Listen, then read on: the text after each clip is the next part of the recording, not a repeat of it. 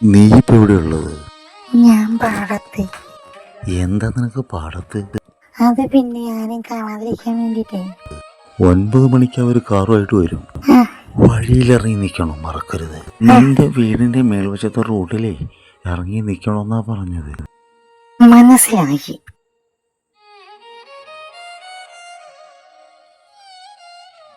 അവര് വരുന്നുണ്ട്, വേഗം നോക്ക്. വേഗം.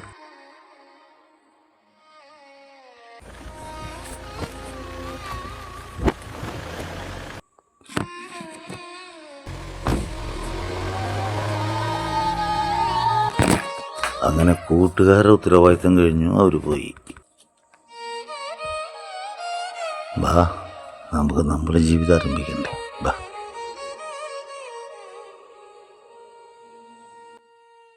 എത്ര പെട്ടെന്നല്ലേ കല്യാണമൊക്കെ.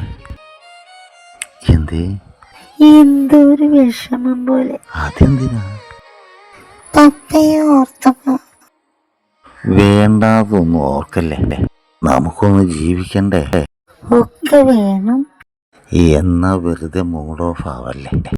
എത്ര കാലത്തെ കാത്തിരിപ്പിന് ശേഷമല്ലേ നമ്മുടെ വിവാഹം.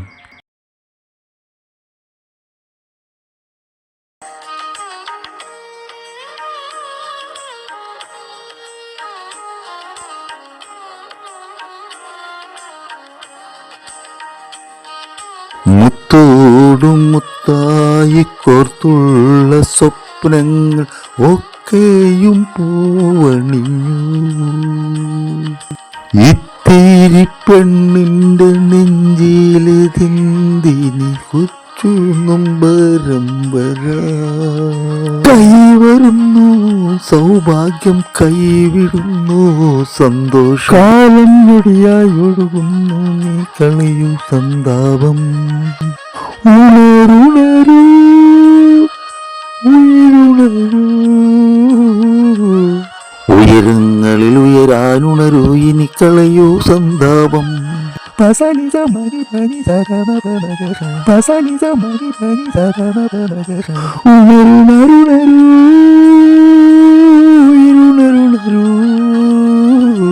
ഉയരങ്ങളിൽ ഉയരാനുണരൂ, ഇനി കളയൂ സന്താപം. ഉണരുണരുണരൂ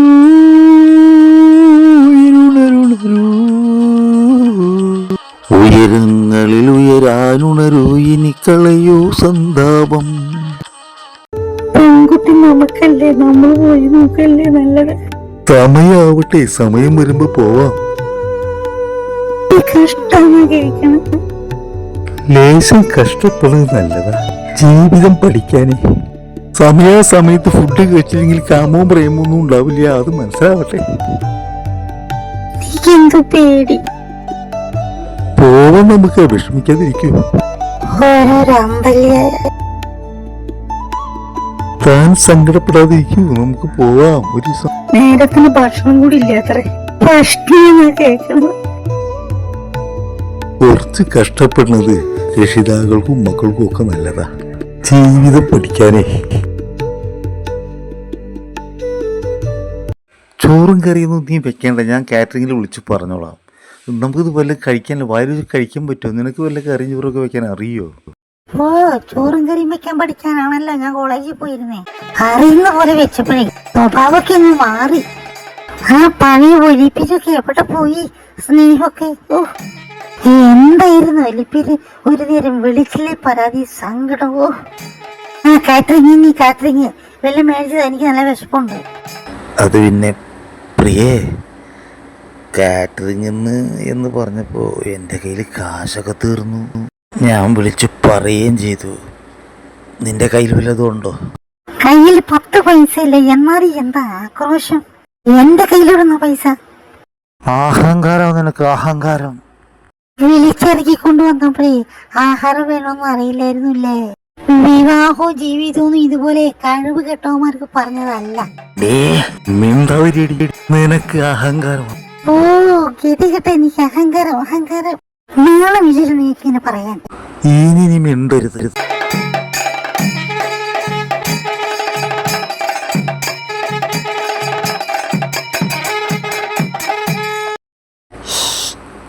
ആരോ കഥകൾ മുട്ടി.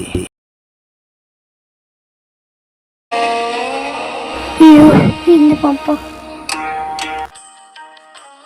വരൂ വരൂ, ഇരിക്കൂ. ആപത്തിലാണെന്ന് അറിഞ്ഞാൽ വരാതിരിക്കാൻ കഴിയില്ലല്ലോ. കാര്യങ്ങളൊക്കെ ഞാൻ അന്വേഷിച്ചറിയാറുണ്ട്. അങ്ങോട്ടൊന്ന് വരൂ നിങ്ങൾ വല്ലപ്പോഴൊക്കെ. അങ്ങോട്ടേക്കൊക്കെ വിളിക്കാനാണ് ഞങ്ങളിപ്പോ വന്നിരിക്കണേ. അപ്പൊ രണ്ടുപേരും മറക്കാതെ വരിക. പറയുമ്പോ നിങ്ങൾക്ക് വിഷമം തോന്നരുത്. ജീവിതം മുന്നോട്ട് പോവാൻ കാശ് നിർബന്ധമായിട്ടും വേണം. അതില്ലെങ്കിൽ ജീവിതം ഒരു തികഞ്ഞ പരാജയമായിരിക്കും. സമ്മതിച്ചു തരാൻ ബുദ്ധിമുട്ടുണ്ടാവും. എന്നാൽ സത്യം അതാണ്, നിങ്ങൾ രണ്ടുപേരും ഒന്നിച്ച് തന്നെ ജീവിക്കണം. നോക്കൂ, ജീവിക്കാൻ നമുക്ക് കാശ് വേണ്ടി. എനിക്കും മനസ്സിലാവുന്നുണ്ട്. ഒരിത്തിരി ആവേശം കൂടിപ്പോയി. തിരിച്ചെടുക്കാൻ എനിക്ക് സാധിക്കും, ഉറപ്പ്. മോളിവിടെ നിന്ന് പഠനം തുടർന്നോട്ടെ അല്ലേ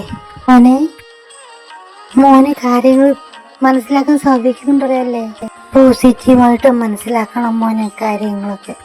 എനിക്ക് മനസ്സിലാകുന്നുണ്ട് അമ്മയെല്ലാം.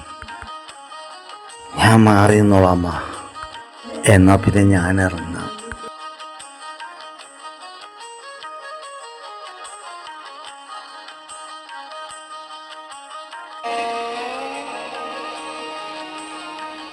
തോറ്റുപോയി.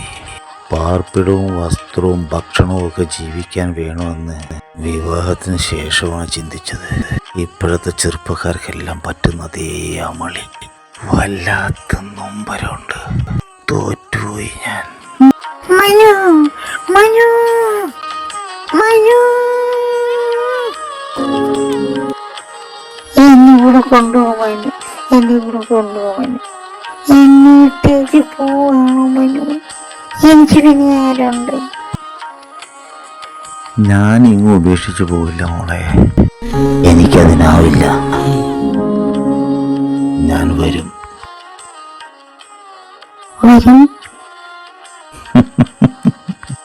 വരും. മുത്തോടും മുത്തായി കോർത്തുള്ള സ്വപ്നങ്ങൾ ഒക്കെയും പൂവണിഞ്ഞു.